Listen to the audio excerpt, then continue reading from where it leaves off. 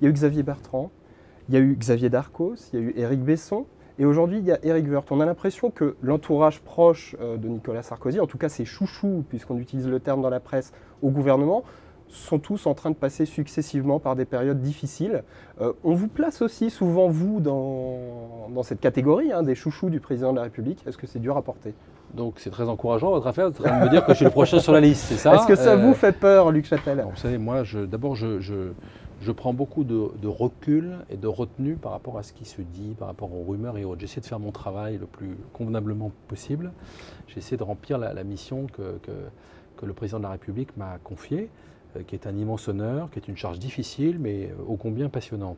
Donc je me préoccupe assez peu des histoires, vous savez, les histoires de cotes, d'opinions des uns et des autres sur les uns et les autres, ça m'importe peu. Et la vie politique, c'est un long parcours, fait de haut et de bas, et il faut tenter de garder le cap.